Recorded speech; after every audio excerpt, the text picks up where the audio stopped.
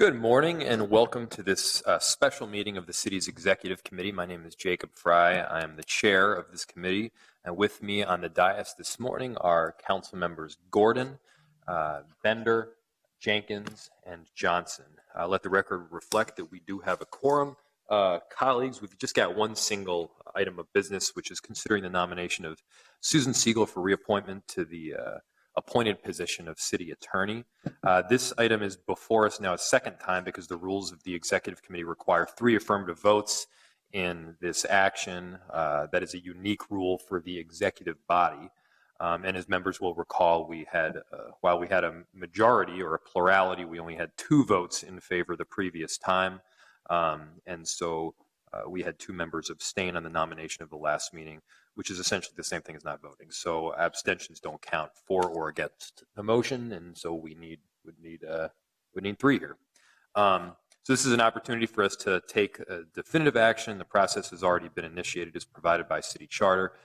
For sake of discussion, though, I will go ahead and move approval of the reappointment of Susan Siegel as city attorney, and I'd like to call on our city clerk, Casey Carl, to give us a rundown on why we're here today and why this action is the correct way to go procedurally.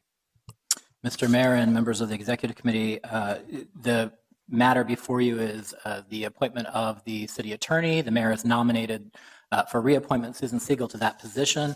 As you pointed out, Mr. Mayor, concurrent with the city charter, there are 3 steps involved in the appointment of a charter department head. The first is, of course, the exclusive power of the mayor to bring forward a nomination. The mayor has done that. The second step is action by the executive committee to consider and act upon that nomination. The definitive action requires 3 affirmative votes, as you've pointed out, under the executive committee's rules. Those rules are lower in stature or higher ranking authority than the charter. The executive committee has imposed upon itself its own requirement for a higher threshold of voting. So the requirement for those 3 votes in the affirmative exists in the executive committee's rules, not in the charter.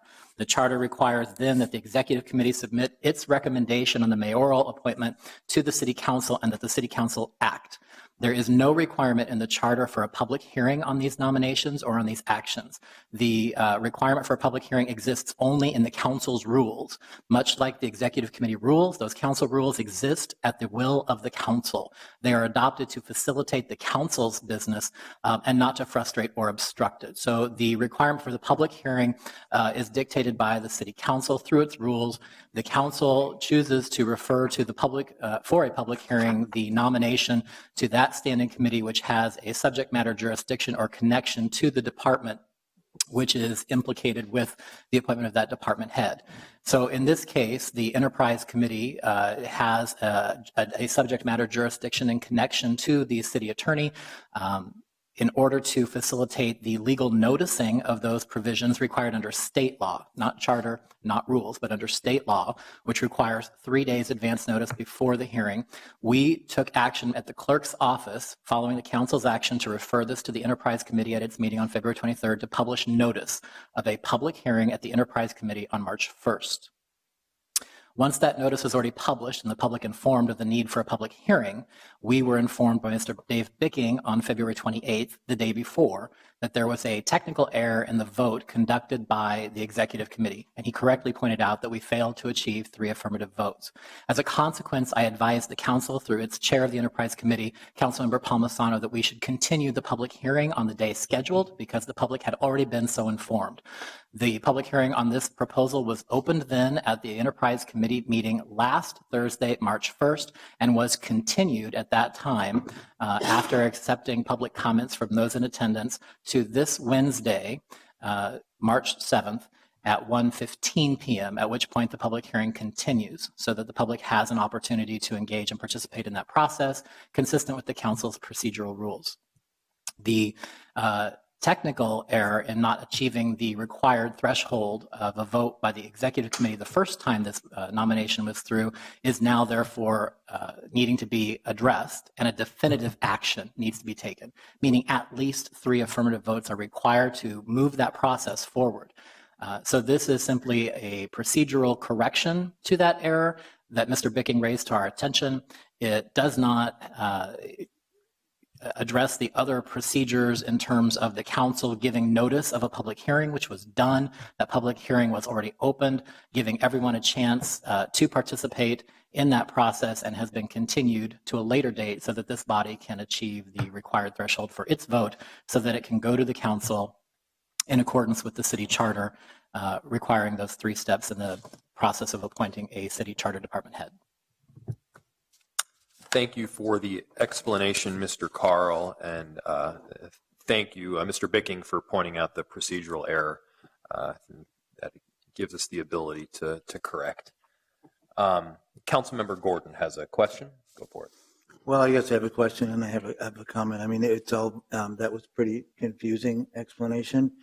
I don't understand exactly how the council even had the matter if there weren't the 3 votes that were required to get it to the council.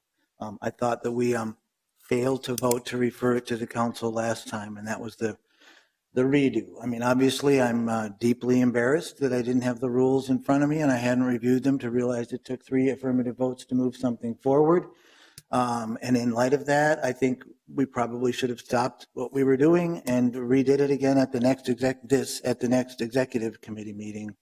Instead, it looks like we're scrambling and kind of juggling some balls and trying to get this all fit in to make up for it. And so somehow the council ended up setting a public hearing, even though the executive committee never referred the matter. We didn't have the 3 votes to get it to them. We used to send things, I guess, in violation of our charter directly to committees from executive committee. And that makes it even more confusing for me because we have rules that are different than the charter. So I think what would be better is if we just referred this to the city council like we should have done the first time. And they can take it up at their next meeting on Friday, and then we can figure it out then which committee it goes to, which actually was another added problem with this, because originally it seemed like we were communicating to people it was going to a different committee. And then at the last minute, we also switched the committee that it went to. So especially, I think, when it's an issue where there's some dispute about the appointment or there's some community discussion, there's some focus on this, we should be going out of our way to follow the rules clearly. And if we made a big error, we should just say do-over, or I don't know what you used to say in the playground, but that's what we used to say. It's a do-over, and then you just start back again and you do it. And I don't even know why we needed this special meeting, which also seemed to make it difficult for people to follow and track and understand what's going on. And I can almost bet that we'll have very few people at the next enterprise committee meeting, even though that it was noticed. But I guess we'll see. So if you can't tell by now, I'm a little bit irritated by this whole process, and I think that we could do a better job of doing the right thing to make up for the error. Councilmember Gordon, do you have a motion or no?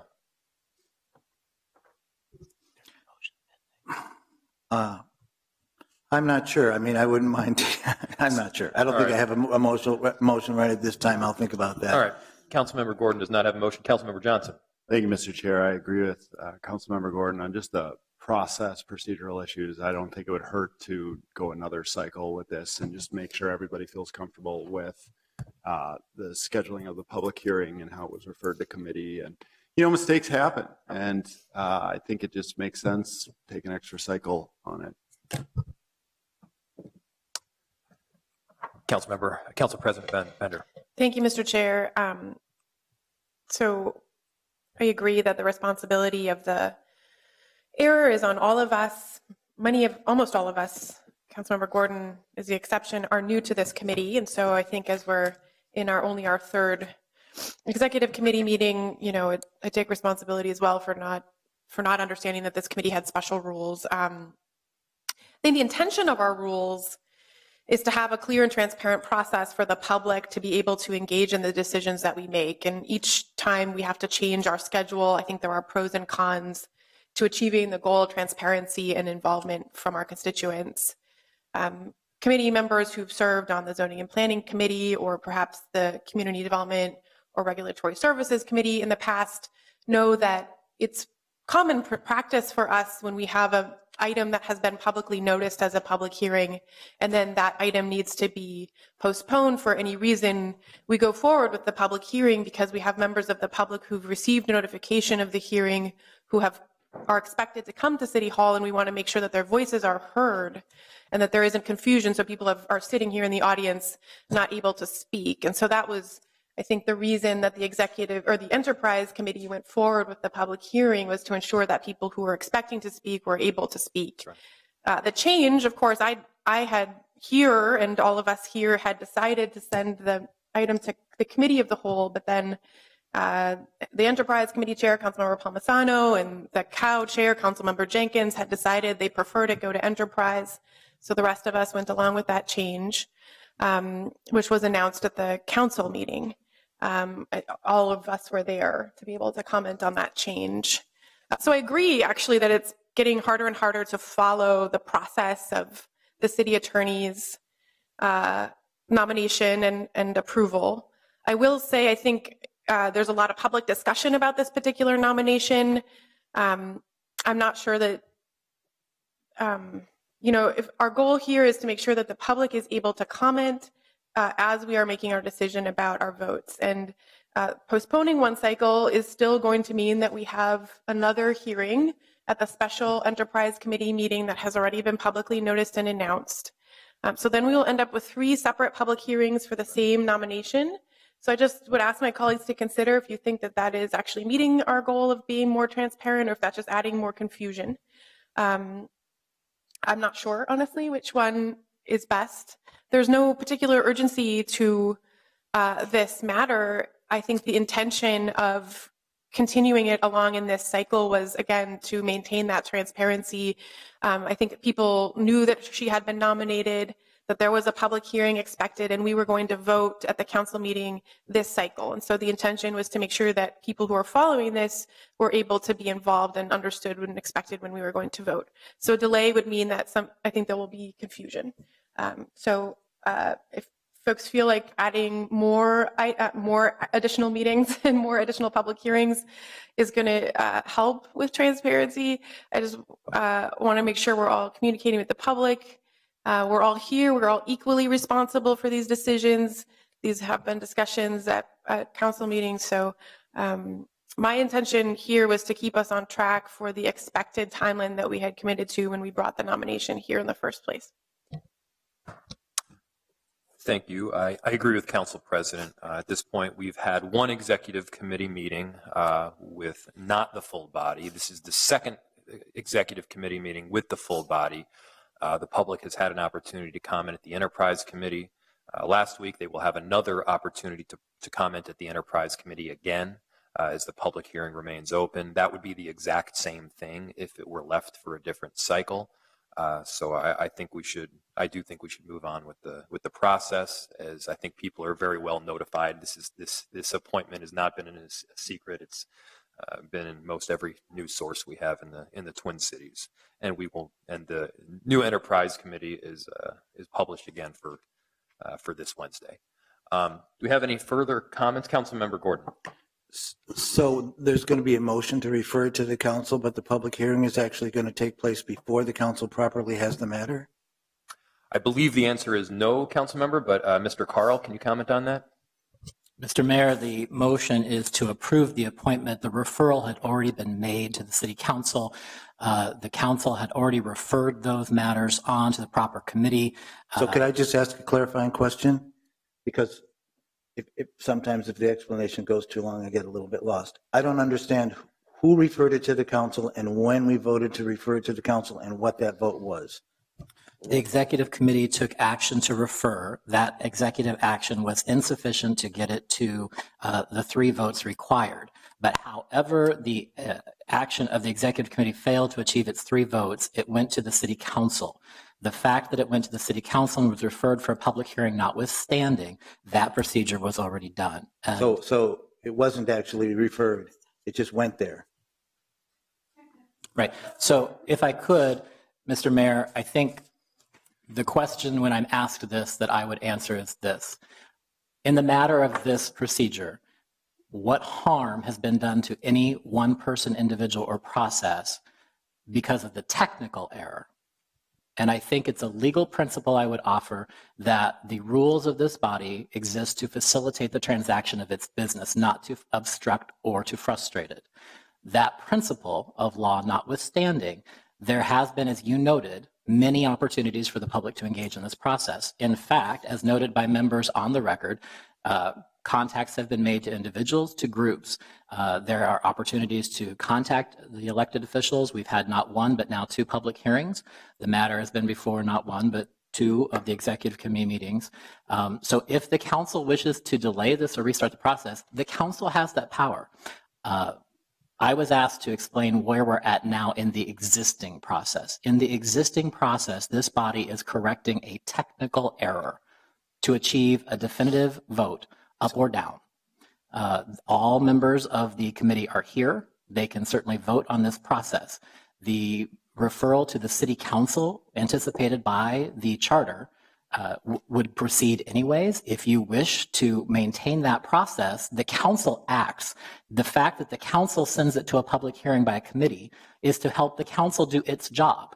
We stay on track and have the council take its final action in this cycle still satisfies the charter timeline, notwithstanding the fact that you don't wish to follow that timeline. That's the council's choice. So I was asked to give that interpretation in terms of where we are in the process. That's where we are in the process. If there is a motion to approve the appointment and move it forward, the committee certainly could entertain an alternative motion, but there is a motion on the floor. So it sounds like the answer was yes, it wasn't properly referred, but it still got there. And Council President Bender.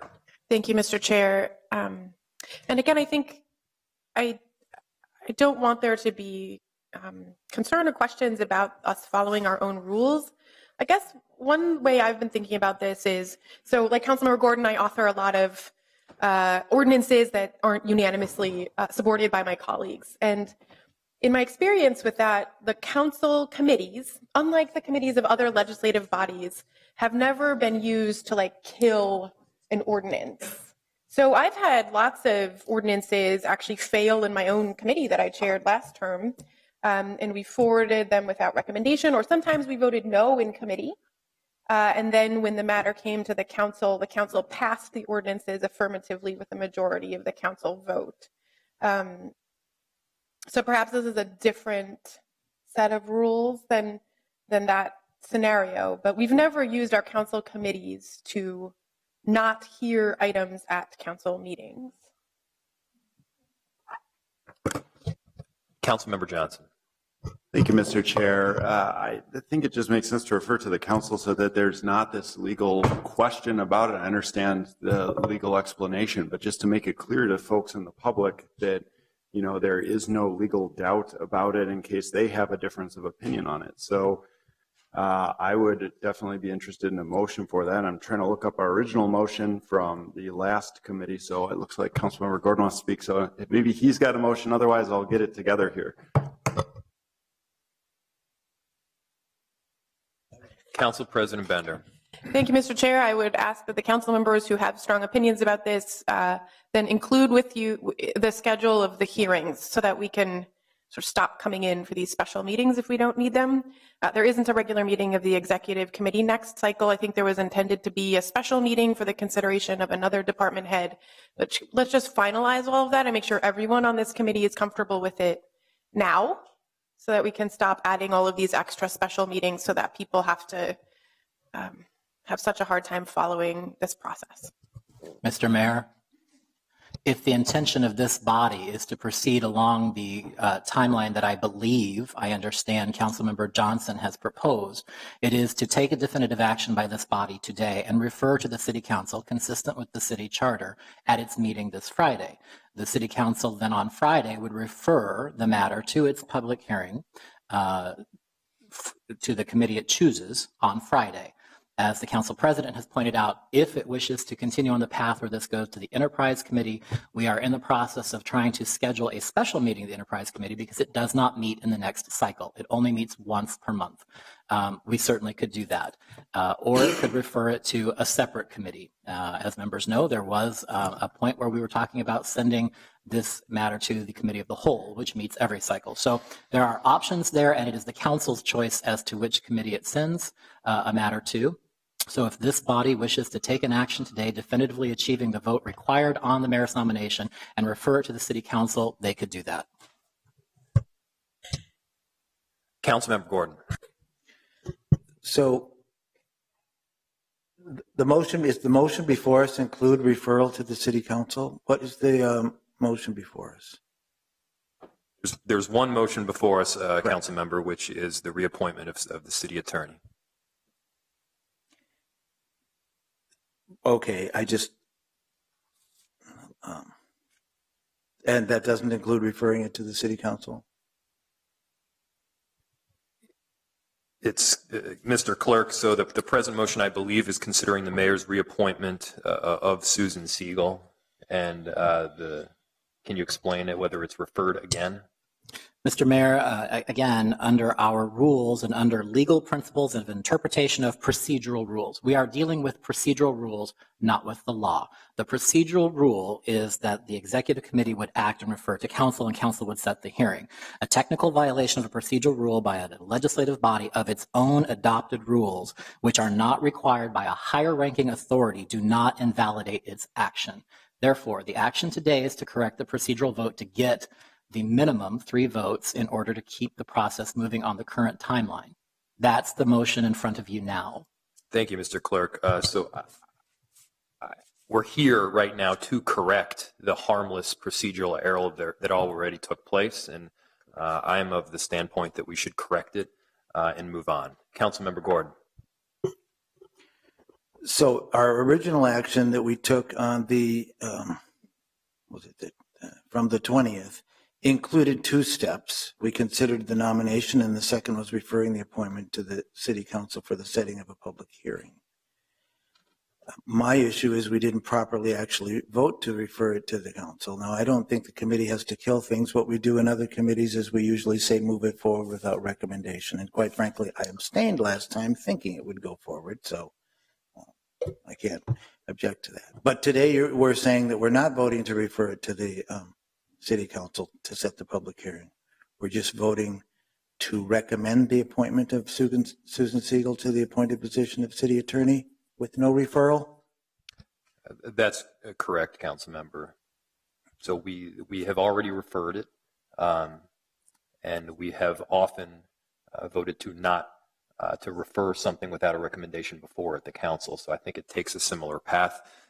Nobody disputes that error took place here. Error did take place, and that's the purpose of this executive committee was scheduled to correct that error. So, and I would disagree. I don't think it was properly referred because it didn't have the votes. So I would make an amendment to also refer this to the city council to set the public hearing. Can I move an amendment to the motion? Councilmember Gordon has moved an amendment to the motion to amend to refer to the city council along with the nomination to reappoint. Council President Bender. Thank you, Mr. Chair. Mr. Clerk, has the special meeting of the Enterprise Committee and the public hearing been publicly noticed? Mr. Mayor, to clarify, are you asking Council President if the special meeting in the next cycle, in this current cycle? I believe we've noticed the special meeting for the Enterprise Committee at 1:15 on Wednesday. So that process has already been issued to the public in terms of continuing the meeting from last Thursday. So then I just want to make very clear here that this committee and all members are comfortable with the full process that we are going to follow going forward. For example, if we weren't going to take this special action today, I would have preferred not to come in and rearrange my schedule to be here. So my understanding with this motion is that we will move this to go to the council meeting to set another public hearing. However, we've already publicly noticed the special second public hearing that is to take place on Wednesday. So I just want to make sure that everyone on this committee is comfortable with then us having a second public hearing on Wednesday. That's already been publicly noticed at 1:15 at a special meeting of the Enterprise Committee. And now we are agreeing to have a third public meeting at another time that will be determined at the council meeting on Friday. And I really want to just emphasize that if anyone is not comfortable with that process, to please say so now, because we may be getting more emails from the people who do not support this nomination on procedural questions. And so I just want to make sure that this committee is comfortable with our own procedural decisions that we are making here, because we are the body that sets our procedures. Councilmember Gordon. I would just say that we aren't necessarily doing that. We're not necessarily saying that there has to be a public hearing. We're doing our work to refer it to the council, and then the council at their meeting, at our meeting, can decide what to do with this matter. But if they want to follow the procedure, then they can properly set a public hearing for some time in the future at a committee of their choice, or I guess not. So I just want that to be clear. My amendment is just to refer it properly to the city council. Mr. Mayor, to clarify, to just clarify, Mr. Gordon is correct. First and foremost, though, we have an amendment before us that has to be voted on. Correct. So first, the amendment would have to pass. If that amendment passes, though, Mr. Gordon correctly says that the council could choose not to have further public hearing. Council President. Thank you, Mr. Chair, Mr. Clerk, and to my colleagues. Again, I just want to make sure that I understand that there is the official rules that we must follow, and then there are questions about how we are being most transparent and accessible to the public. And again, while we are all sitting here, I want to make sure that every member of this executive committee is comfortable with us having a second special public hearing at 1:15 on Wednesday. And if you are not, to say so now, and then we will go ahead and consider the matter again on Friday. And if anyone is not comfortable with the process and procedure on Friday, I hope you will say so then publicly, so that we can, again, keep moving forward in a way that is transparent to the public. Thank you, Council President. I am not comfortable with how the motion is framed. I think that unnecessarily sets yet another public hearing to take place, yet another several meetings to take place. People have already been notified that there is an extension of the public hearing on Wednesday, and in fact, they're already organizing to come out and attend and oppose or support. So we've had multiple opportunities at this point. I think more opportunities perhaps than ever before to comment on a particular individual's appointment or negation of that appointment. And I think the right action, just for both efficiency standpoint and transparency, is to move forward. So I encourage my colleagues to vote against this amendment. Do we have any further discussion on it? Council President. Mr. Chair, Mr. Mayor, while I agree with you, I am going to support the motion. I feel that even though I believe the colleagues that are raising the most questions about this are going to vote against the appointment anyway, I really do feel that it's important for us as a body to show public confidence in our decisions. And if there are any questions about us, I just want to make sure that Ms. Siegel's tenure as our city attorney isn't tainted by our error here procedurally. So I will support referring this back to the council again and delaying this a cycle to make sure that we are all clear that when she is appointed and the council, as I expect, will affirmatively approve her nomination, that we don't have any remaining questions and concerns raised by members of the city council about whether or not her appointment was properly approved. Any further discussion on this item? On Councilmember Gordon's motion, all those in favor say aye. Aye. Aye.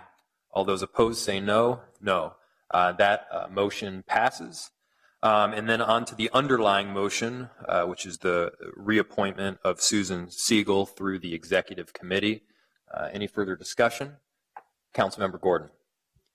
I just want to divide the issue. I'd like to vote yes, at least on my amendment to refer it, and abstain on the first part. Is that possible? No? All right. I'll just abstain on it all. Councilmember Jenkins, Vice President Jenkins. Thank you, Chair. So I just want to comment. I will be voting affirmative on the reappointment of Susan Siegel. Today, I do believe that the role of the Executive Committee is to weigh and balance issues of importance, whether or not they should go to the council. I believe this matter should be before our council, and thus I'm voting affirmative today. Any further discussion on this item? Council President. Mr. Chair, there's still a question about how we're voting here by Councilmember Gordon. Councilmember Gordon. Pardon me? No, I already. No, my understanding is that we just voted to amend the motion to include both parts from February 20th. So there was two actions that we're considering, and I was told that the issue couldn't be divided. I was just going to request it to you know how often at our meetings we will, when we have a multi-part resolution or something, we'll divide the question. So I was requesting to divide the question, but I think that was ruled out of order. Well, I guess the question is divided to the extent that there was an amendment to the underlying question, which passed. Now we're on to the underlying motion. Right, with the two parts. Which was amended. I guess I don't understand, Councilmember. We amended the underlying motion. So the way that we did it on the 20th is we had two actions that we took. One was to recommend approval of the appointment, and two was to refer to the council. So I thought we were going to have two actions we were approving now, since I amended your one action to add the referral to the council. It's not a big deal. I can just abstain from the vote. I was just asking if the question could be divided so I could vote on the two parts of it separately. And my understanding is that it can't be. Mr. Clerk. Mr. Mayor, the two items before us have one of which has been dealt with. The referral has been dealt with. Now we have to deal with the question on the underlying premise of the appointment. Thank you, Mr. Clerk. So we've got the underlying question. The previous motion passed, and thus the underlying motion was amended. So we're on to the final question. So it was divided in the way we're voting, you're saying? Okay. So all those in approval of this item, please say aye. Aye. All those opposed say no, and that item passes. Seeing that we have no further business before us, we are adjourned. Mr. Mayor, are there any abstentions then? Because I'm not clear on the vote. Councilmember Gordon, you abstain? Yes. Councilmember Gordon abstained. Any other abstentions? No. And now seeing no further business before us, we are now adjourned.